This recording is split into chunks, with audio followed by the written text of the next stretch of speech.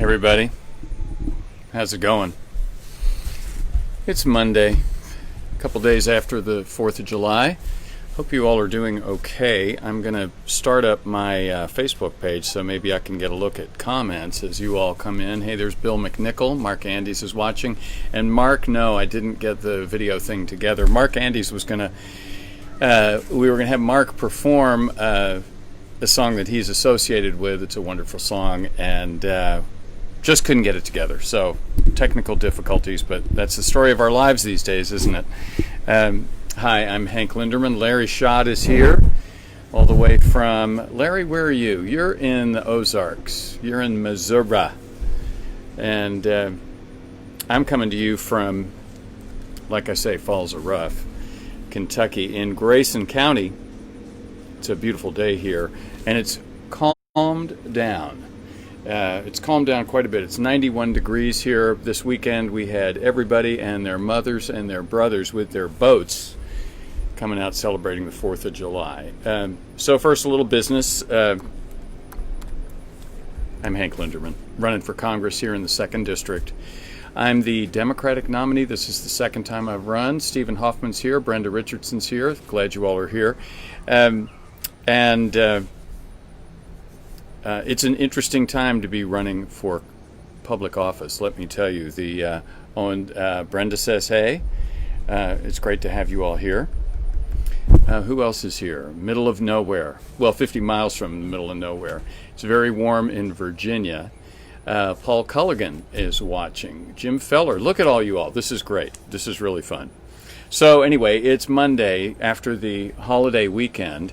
And I don't know about you, but what I saw this weekend was a lot of people not doing social distancing. That's what I saw a whole lot. David Royce is here, and there was someone else I just saw who showed up whose name got past me. Let me see if I'm going to... Oh, Michael Rain, Jim Feller, Paul Culligan. Okay, great. Learning about this all the time. Anyway, yes, Bill McNichol is here, and he's going to ask you to share, and there's a big reason for this. We averaged over 1,000 views per day last week. One of the days last week is just short of 1,000 views, and a few of them are well over 1,000. One's at 1,200 views. This is fantastic. This really makes a big difference. It really helps. And Jeff Whitman, I've got to call you up later today because I have something special to talk with you about, if that's okay. Nancy Weller is here. I'm so glad. Well, let me look at some of the things we're going to be talking about. I guess the first thing we should talk about is numbers. Like I say, I noticed the end of social distancing this weekend. I noticed people here, even on the lake, even in the water together, they were getting too close to each other. I saw people with lots of boats tied up together. We, of course, saw all the bars that have filled up across the country, and I guess when people start drinking, they don't pay close enough attention to what's going on, but we are not doing a good job. And in the United States, we yesterday had another day with 44,000 new cases. This is not good. In our new number one, again, looks to be, I think California was number one towards the end of last week, but this week, Florida has zoomed into the lead. They've got 10,000 new cases as of yesterday. There's a bad side to that because, for example, California, which was leading, California had just short of 5,000, 4,600 new cases yesterday. But bear in mind, California has just short of 40 million people. Florida's got 22. Hi, Marsha Wilson. I'm glad you're here. Marsha's here from Washington County, and so glad to have you here. And Marsha's on the team with us and helping move democratic values forward out here in the 2nd District. Florida, like I say, 10,000 new cases, but they've only got 22 million people compared to California, 5,000 or under 5,000 new cases with almost 40 million people. So this is roughly like California having 20,000 cases. You could double the numbers and you'll see how much worse it is. So basically, Florida has 4 times as many cases per their population than California does. Howard Zimmerman's here. Glad to have you here. Let's see what else I've got for you. Oh, we're going to talk about, remember last week we talked about the idea of having rural broadband, that we have 30% of the country that does not have broadband. And so how are people supposed to, people supposed to function in today's world without broadband? It's just not possible. Broadband has become like electricity, it's become like water, it's become like the telephone. You've got to have it. And 30% of our country doesn't have it because what's required is you have to make a deal with a company that is insisting on making a profit on virtually every transaction. So Verizon, AT&T, and so on. They don't want to provide internet out into areas where there's not a lot of money. And I've mentioned that on our road here, just off the road, John Wurst is here. How are you doing? How's Marilyn?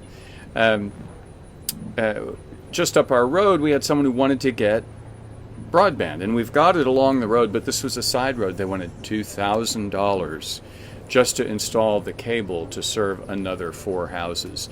And so they didn't do it. And these are people that can afford it, but it's really irritating that we do that with something so basic and so now required for modern life as broadband. We shouldn't be doing that. Hi, Mike Lynch. How are you? Now, one wonderful idea, we were discussing broadband last week when we were discussing the various, hi Shelley, how are you? We were discussing the various benefits of using satellites to provide broadband out in rural areas, or possibly using fiber optic installs, and there's a concern about fiber optic. And Larry Schott, that's the post office. That's funny, you should mention that, because we're going to discuss the post office in relation to broadband. Anyway, we discussed the physical installation, and I spoke with some network guys, one of whom has been selling fiber optic. He said, my end customers are Verizon, for example. I sell them fiber optic cable. And I spoke to another gentleman who had been the network chief for Electronic Arts, the gaming company. And he said it very colorfully. In fact, I can't repeat exactly what he said, but I'll give you some idea what he said. And the basic idea was that satellites will never compete with hardwired in terms of fiber optic. You'll never get latency, which means the least amount of time. You'll never get low enough latency, the least amount of time when you click the button. You'll never get the speed. Well, you might get the speed, but you won't get the latency. And you won't have as robust a system. And his comment was, unless you're willing to be radiated. And hi, John Alma, I'm glad you are here. And I need to call you, too. John Alma's looking in on us from Bowling Green here in the 2nd District. Carl Wilson is here from lovely Los Angeles. And we got Wayne Johnson. And Wayne Johnson says, yes, it is not Guthrie's seat. It is the people of the 2nd District's seat. And Mr. Guthrie happens to be sitting in it right at the moment. But he doesn't serve the people of the district so much as he serves his contributors.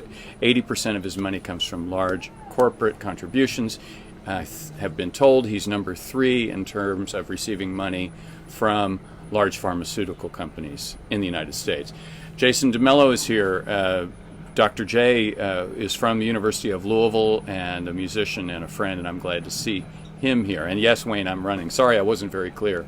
I'm running, and I did not have a primary, so I'm already the Democratic nominee in the 2nd District. I hope you'll vote for me.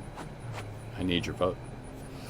Anyway, as we discussed all this stuff about rural broadband and various ways to do it, my friend Steve said to me, and hi Larry, how are you?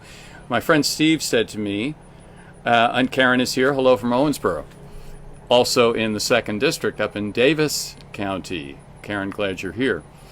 He said, you'll never get satellites to do as well as hard wiring unless we're willing to all be poisoned by radiation. Wayne, that's great. Wayne's going to campaign for me. We have work you can do. So please send me a PM and send me your phone number, and I will call you. There's going to be lots that all of us need to do. I was speaking to someone from Owensboro just a little bit earlier today, and I realize I'm jumping around a whole lot. It's just the way my brain is these days. I've been up since 5 in the morning, 6 in the morning, and I've been on phone calls, I've been sending out emails, having long phone calls, writing things out. Person I spoke to in Owensboro who's going to be helping with the campaign, he's helped in the past, hi Gail, made the comment that he believes this election is existential, meaning that we have really got to do something about being sure that we win this election. And he feels that if we don't defeat President Trump this time, then the existence of the democracy is in trouble. Mark Buchan is here from Los Angeles, California, and also part of the music business. Mark is runs Westwood Music over there on Westwood Boulevard. Hi, Mark. How are you? Well, I forget who it was mentioned the post office. My brain's a sieve right at the moment. I'm thinking about too many things. Anyway, Rich Campbell. Hi, Stephen. Glad you're here. Rich Campbell from the group America is helping our campaign. Rich is a wonderful friend. I've performed with him many times, and Rich is volunteering to help our campaign. He did our lovely website at hank4kentucky.com. He had a great idea. He said, you know, the post office needs to change, and we've seen how the post office is under assault kind of over and over again by those who want to privatize it. Because, God forbid, we have the government do anything. We want people to be, you know, they seem to want people to always be able to profit. And I think that's gotten us into real trouble. Well, the post office has been around just about as long as any organization in the United States. In fact, there was I guess it was called the Continental Post Office or the Colonial Post Office. Before we were the United States of America, we had a post office, and Benjamin Franklin was one of the people who ran it. The United States Post Office Department was signed into law by President George Washington on February 20th, 1792. But we had a post office before we were a nation. Again, the post office is under attack. So Rich Campbell had this incredible idea, which I want to share with you all. And that's the idea is that the post office would be the mechanism for providing rural broadband. Bear in mind, post office is in practically every town in the United States. And we're used to seeing a post office. I think we will lose something if we privatize the post office or we allow UPS or FedEx to go much further into this. I think having a post office in practically every town in the country is a patriotic thing. It's something that binds us together. So let's have the post office, which would have the power of the federal government behind it, to be able to say, look, we're coming through your land, we're going to put a conduit through here, and it'll be 10 feet deep, and there'll be a little construction on your land, but we'll clean up after we're done, and after that you won't know we're there. So this is a great idea by Rich Campbell, and I think they were, you know, the post office is brought into being because we wanted to be able to keep in communication, and broadband is part of communication. Now, Rich had a second piece of this. I'm trying to give credit where credit's due because no one person can come up with all of these answers. And Tisa is here. Tisa's here also from California. Tisa is the tile queen of Los Angeles County. If you need tile, Tisa can take care of you. Wayne is saying we could use the post office to do rural banking. That is true. And another way we could do that is, and this was part of Rich's proposal, the idea that we would each get a secure email address. Now, how many email addresses have we all had? We've all had zillions of email addresses. But if I have one that's Hank Linderman at po.gov, and that's a secure email, only I can have it, or in my case, my proper name is Stuart Henry Linderman, so they'd probably make me do that. But to have a very secure as online banking, now we would have a mechanism where we could communicate with the IRS. We would have a mechanism potentially for registering to vote. I'm not sure that we should ever vote online. I'm not sure how secure that would be. At the moment, the safest voting is paper ballots, which we do in Kentucky. Hi, Jim Wilson. Glad you're here. But you can see the idea here of using the post office to give broadband to rural America. And boy, what a great idea that is. And also the secure email address. I get excited about it. One of the stories in the New York Times that I was looking at today, and I had this all prepared once again, it's as if someone knows that I'm trying to go live at this time, and my computer slows down like molasses, and I have to move over to the iPad, but I like the iPad. It's more direct. It's plenty fun. Anyway, there's a story in the New York Times about the racial inequality of coronavirus, and I won't be able to give you all of the details that I would like to. Bo Fox is here, also from California. But what it looks like is if you're white, 23 white people will have coronavirus out of 10,000. Of all Americans, about 38 of us. But if you're black, 62 African Americans are going to have the disease. Remember, compared to white Americans, 23. And Latino, even worse, 73 out of 10,000. So we have a problem, a discrepancy in who the disease attacks, and it's pretty extreme. Hi, Leslie. I'm glad you're here. Let's carry on. Racial disparities in who contracts the virus have played out in big cities like Milwaukee and New York, but also in smaller metropolitan areas like Grand Rapids. And they give a description of a man, Mr. and Mrs. Bradley, a man and his wife. They got wheeled into the emergency room, and they said everybody in the room was African American, everybody. And why this is, we're not exactly sure why. It's probably because it's tougher to get health insurance. If you are poor, it's tougher to get health insurance. If you're a group that has been perennially been left behind, as African Americans have in the United States, if people of color have. So that's a big deal. Let me keep on going. It looks like Latinos are at about 3 times white cases, and black cases are nearly the same. They're just short of that. So that's a big deal. Well, let's move on a little bit to talk about our testing crisis, because we are having a testing crisis. And this is a story that's in Politico, why the U.S. hasn't solved its testing crisis. Number one, the supply chain is still a problem. And we are a nation that has deindustrialized. We used to be an industrial nation. Now, in the contract for rural America, I don't have my copy right in front of me. I left it inside. But you can get your copy at the website at hank4ky.com. Look under issues, you'll see the contract for rural and working America. And one of the pieces you'll see is the need to rebuild a domestic supply chain. Well, it's kind of biting us in the butt right now because we can't build our own PPE, personal protection equipment. We can't build our own tests. We can't seem to handle that. So we have deindustrialized since, I'm going to say, the 90s. It really accelerated after NAFTA. It turned out to be really a disaster, brought to you by Republicans and Democrats. So it was just a bad idea. Jane is here. I'm glad you're here. Number 2, reopening. By reopening, we increased the demand for testing. Before, it was when we were locked down, only the people who would show symptoms would get tested. But now that we're reopening, we're seeing more people with symptoms, and more people are interested in getting tested. So that's causing a problem. The other thing is testing alone is not enough. You can test, but if you're not doing contact tracing, which we have not. Bear in mind the nations of Germany and Australia, New Zealand, Singapore, and so on, they did a much better job of this. And in fact, if we had done as well as Germany, 70% of the Americans who died might not have had to die.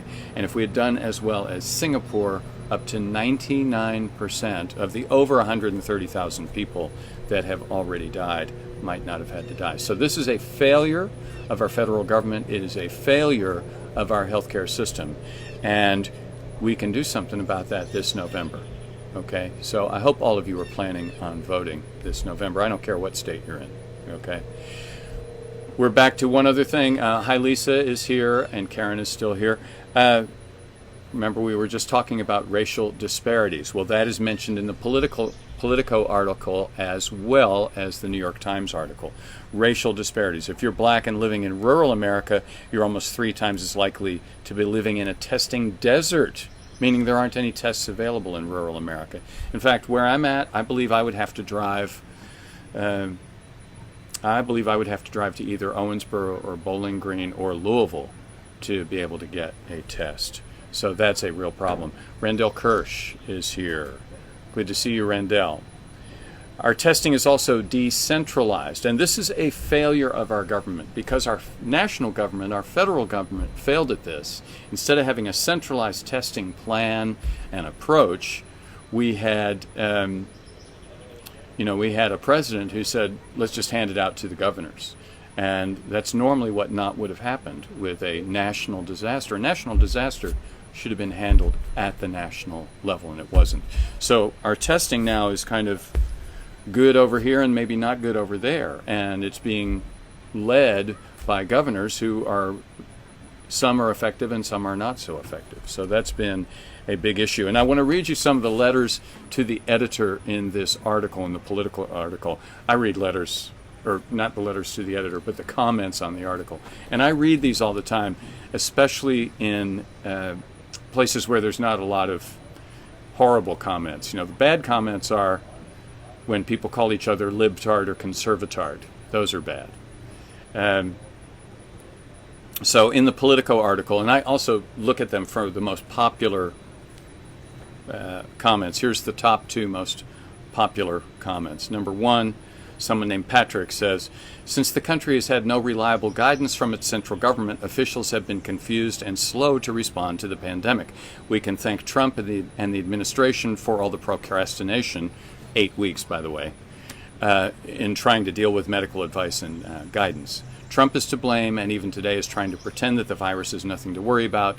We must get these scoundrels out of office. If anyone that you love has died from the virus, your sorrow is real and not a hoax, and that is certainly the case.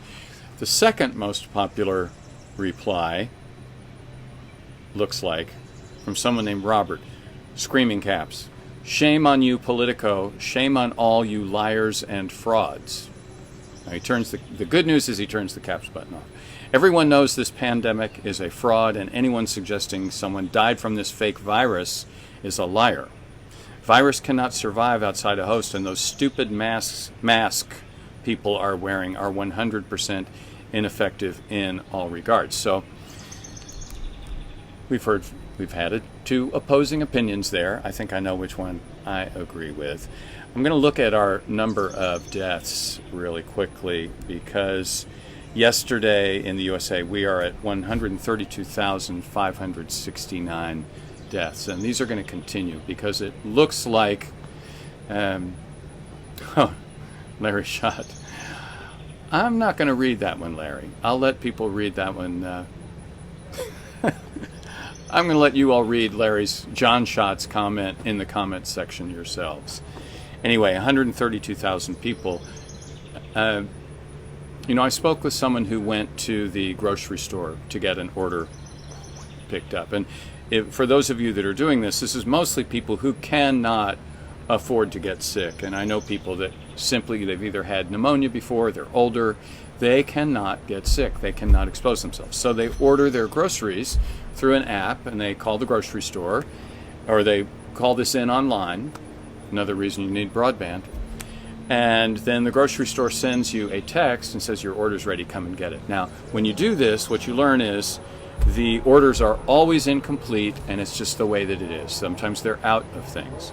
The next thing that you learn is it's a good idea, if you do this, to show up with $5 in your hand to tip the person who brings the food out to you. A lot of people don't do this, but a friend of mine has found if you tip them $5 or $10, they get to remember your name and your phone number pretty quickly, and they are Johnny on the spot to put you front in line. When they see your name or your phone number, and they know that they've gotten $5 from you every time you've shown up, you go to the front of the class. So just a little tip there for everybody. Be prepared to leave a tip.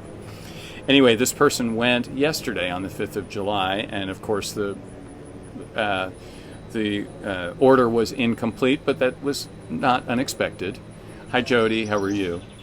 And person said, "You're so lucky you didn't come here on July 3rd." And apparently people were showing up and being horrible to the folks who were bringing their groceries out to them. You know, these folks working in grocery stores, they are on the front lines. And I've got relatives working in grocery stores in Davis County. So I know what I'm talking about. These folks are doing a fantastic job for us and putting their lives on the line so that the rest of us can eat. Anyway, so some people yell, and apparently people were really ticked off that they couldn't get some hot dogs the day before 4th of July, late in the afternoon on July 3rd. Well, that's the way it goes. Look, we are in an existential fight for our democracy, and there are so many ways that our nation has failed to deal with the pandemic. So many ways. I'm going to try and be an optimist here and say to you that means we have lots of opportunity to do the right thing. And I came up with an idea. I've realized we need some attention, and I want to say this to you all as well. When you share the video, that makes a huge difference because it spreads the message out. But something else we need is we need attention from people across the country. And we need attention from other progressive politicians. We need politicians that are progressive to shine their flashlight on us. I believe I'm the last progressive populist candidate running for federal office in Kentucky. So if I can get some help from other politicians in the rest of the country, that's going to make a big difference. And so one of the things I'm planning on is a driving trip, and I'm thinking about driving to Washington, D.C. and seeing if I can get into Congress and just knock on their office doors and just show up there with the nicest pair of shoes and a smile and see if I can hand out some copies of the Contract for Rural America, which means I might be going live, doing this Facebook Live from the halls of Congress, at least from the hallways of Congress. That would be in something like 2 weeks from now when they get back in session. So I'm planning on doing that. As always, we need your help. If you can contribute a little bit of money, you can go to the website. On the website, you can contribute with Venmo. You can go to ActBlue. There's also an address if you want to mail a check. And every contribution makes a big difference. We are also very frugal with your money. I'm very careful with the money that you contribute. My mom taught me, use it up, wear it out, make it work, or do without. So our money goes very, very far. And we don't need $2.5 million to go against Brett Guthrie, but we could use a little more than we got. So we do need your help. Share this idea with your friends, especially, yes, and share to other groups on Facebook. Share the videos in those groups. If you think of political groups that we should be in touch with, share this to them. Hi, Yolanda. How are you doing? I'm glad you're here. Anyway, thank you all for being here and being here for so long. You know I love you, and I'll see you tomorrow at 3:30 Central, 4:30 Eastern for Getting Angry. And again, the reminder, if you've never seen us before, getting angry doesn't mean you lose your damn mind. It means you use your anger to focus yourself so that you can do the things you need to do. We're going to need a lot of energy, a lot of strength, a lot of focus to do the right things. So take care of yourselves. Please be safe. And I'll see you tomorrow. Alrighty? I'll talk to you.